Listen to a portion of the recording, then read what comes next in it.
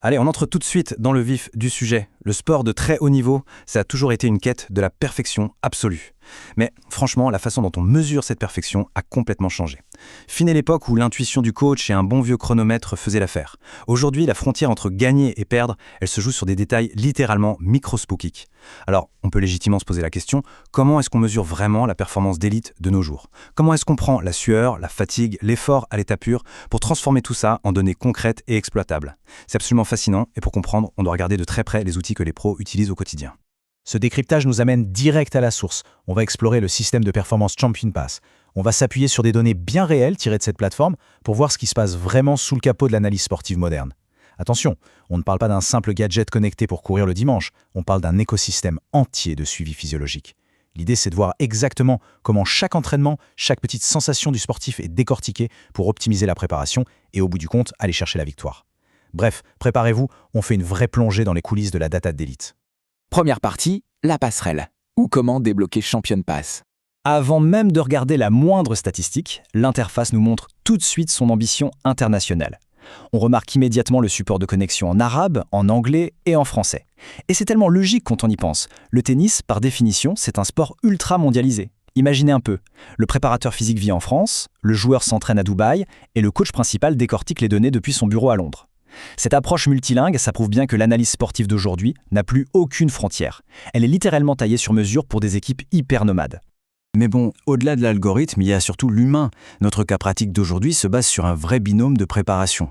On a le profil de Laith Senoussaoui, qui est préparateur physique spécialisé dans le tennis et qui travaille main dans la main avec le coach Nadji Mohamed El Amin.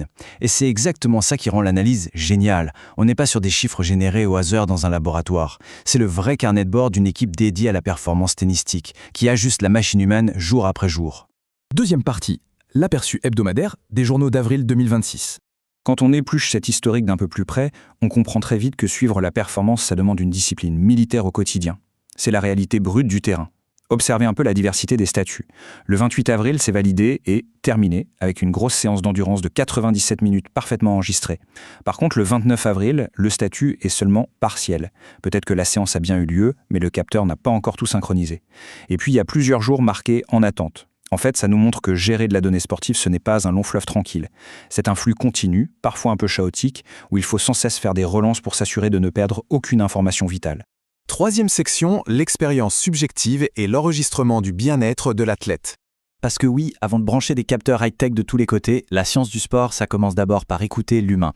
Le système Champion Pass organise cette remontée d'informations en 3 étapes super claires. Étape 1, le bien-être, en gros l'état global avant même de lasser ses chaussures. Étape 2, la session, donc les détails très pratiques de l'entraînement en lui-même. Et enfin, étape 3, l'analyse de la zone FC, la fameuse fréquence cardiaque, qui vient donner la vérité physiologique brute juste après l'effort. C'est une logique implacable. On part de la sensation du matin, on note ce qu'on fait, et ensuite on analyse scientifiquement comment le corps a réagi. Et là, on touche à l'équilibre hyper délicat que les préparateurs physiques gèrent tous les jours. D'un côté, on va évaluer la charge psychologique, comme le niveau de stress. De l'autre côté, la charge purement physique via les douleurs musculaires. Et le truc vraiment intelligent, c'est que le système les met exactement sur un pied d'égalité, avec une échelle standard. C'est vital. Un joueur complètement stressé, même s'il a les jambes légères, il ne performera jamais à son meilleur niveau.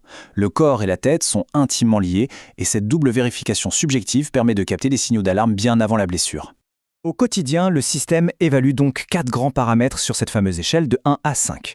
La qualité du sommeil, la fatigue générale, le stress mental et bien sûr la douleur musculaire. Et entre nous, pour quiconque a déjà fait un gros bloc d'entraînement, cocher un niveau 5 en douleur musculaire, on sait très bien ce que ça veut dire. C'est ce fameux matin où on sort du lit en marchant comme un vrai petit robot. Plus sérieusement, mettre un chiffre tout simple sur une sensation complexe, ça permet à l'algorithme de dessiner de vraies tendances de fond sur l'état de fraîcheur du joueur tout au long de la saison. Section 4. Catégoriser la session du subjectif à la réalité objective. Une fois que l'humeur du matin est bien notée, place à l'action.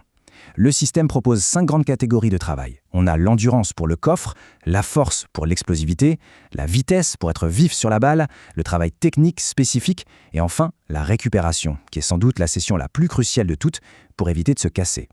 Découper l'entraînement comme ça garantit à l'équipe du coach El Amin qu'on ne brûle pas le joueur en surchargeant toujours le même système énergétique. C'est tout l'art subtil de la périodisation. Et puis il y a le RPE, le taux d'effort perçu. Ça, c'est littéralement le pont entre la théorie et la réalité. À la fin de la séance, l'athlète doit donner une note sur 10 concernant la difficulté de l'effort. 10 étant, bien sûr, l'épuisement total. C'est une donnée en or massif. Imaginez la situation. Le coach avait prévu une séance tranquille d'intensité 4, mais le joueur déclare un RPE de 8. Bam, alerte rouge immédiate. Ça veut dire qu'il y a une grosse fatigue cachée en dessous. C'est un radar permanent pour vérifier que le plan pensé sur le papier correspond bien à ce que le corps encaisse en vrai. 5e et dernière section, quantifier la charge physiologique, la science de la fréquence cardiaque. Là, on laisse le ressenti de côté et on plonge la tête la première dans les mathématiques pures. Le clou du spectacle, c'est ce fameux calcul d'Edwards. Dans le milieu des sciences du sport, c'est une véritable institution. Au lieu d'avoir un graphique de battement cardiaque dans tous les sens et impossible à lire, la méthode Edwards va fusionner la durée de l'effort et l'intensité cardiaque pour pondre un score unique en unités arbitraires, les AU. C'est brillant. Ça permet de comparer un sprint super court et ultra violent avec un footing très lent de 2 heures. Les deux donnent un chiffre simple. On sait exactement, à l'unité près, quelle charge globale a été imposée à l'organisme.